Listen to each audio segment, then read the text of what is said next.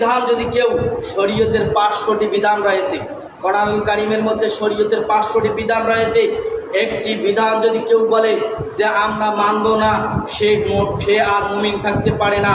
আমরা দেখতে পারলাম, আমরা দেখিলাম যে দলের কারণেই যে একটা মানুষ বলেছেন যে আমরা শরিয়া আইন বিশ্বাস করি না, যেই মানুষটা বলে শরিয়া আইন আমি বিশ্বাস করি না, সে মুসলমান থাকতে পারে না। সে তওবা করে আবার মুসলমান হতে হবে। কথা বলেন ঠিক কিনা? তারা বলে আমরা শরিয়া আইন বিশ্বাস করি না, তারা মুমিন থাকতে পারে না। শরিয়া আইনকে আমার বাপ বানাইছে শরিয়া আইন, আমার দাদা, আমার তাওই কেউ শরিয়া আইন বানায় নেই। শরিয়া আইন বানাইছে কে? আল্লাহ। যেই কোরআনের আয়াত দিয়ে আপনি নামাজ পড়েন, যেই কোরআনের আয়াত দিয়ে আপনি বাড়িতে মিলাদ মাহফিল করেন, সেই কোরআনুল কারীমের মধ্যে আল্লাহ রাব্বুল আলামিন 500টি বিধিবিধান দিয়েছেন, শরীয়তের আইন দিয়েছেন।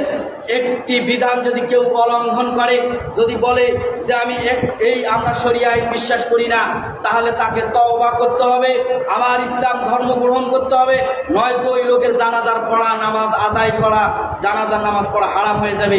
আমি আপনাদেরকে আয়াত দিয়ে দিলাম, বাড়িতে যাবেন পড়বেন। সূরা মাইদার 44 নম্বর আয়াতে আল্লাহ রাব্বুল আলামিন বলেন, ওয়া মান লাম ইয়াহকুম বিমা আনজালাল্লাহু ফাউলাইকা হুমুল কাফিরুন। যে ব্যক্তি শরীয়তের একটি আইনকে লঙ্ঘন করলো, একটি আইনকে লঙ্ঘন করলো, সে কাফের হয়ে গেল। বলেন তো দেখি, কোন কাফেরদের জন্য জানাজার নামাজ পড়া জায়েজ আছে? না। অমুসলিমদের জন্য জায়েজ আছে? তাহলে আপনি কোন হিসাবে তার জানাজার নামাজ পড়বেন? তাহলে দলের কারণেই এখানে অনেক মানুষ বলতে পারে যে হুজুর দলীয়করণ বললেন, কিন্তু না, কোরআনটা কি দলীয়করণ না? কোরআনটা সবাইয়ের জন্য।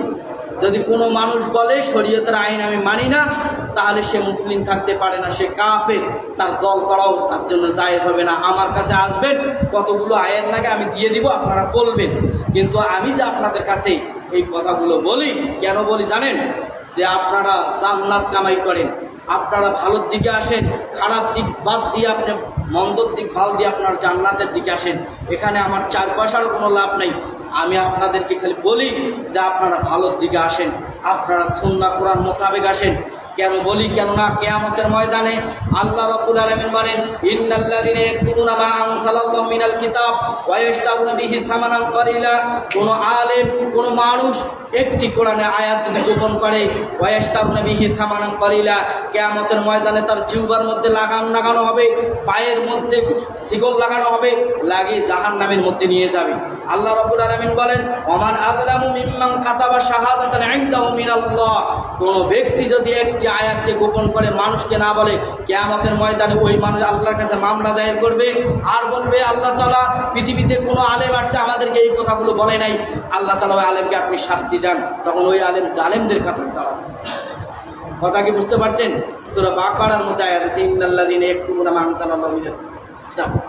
এই জন্যেই যারা শরীয়তের আইন একটা লঙ্ঘন করবে, একটা মুসলিম থাকতে পারে না। যারা বলে যে আমরা এক শরীয়ত আইন বিশ্বাস করি না, সে তো টাটকা ডাবল কাফের। কথা বলেন ঠিক কিনা? তাহলে আল্লাহ তাআলা প্রত্যেকটি মানুষকে আল্লাহ তাআলা বুঝার তৌফিক দান করে দেব। সকলে বলে আমিন। ওয়া আখিরু দাওয়ানা আলহামদুলিল্লাহি রাব্বিল আলামিন।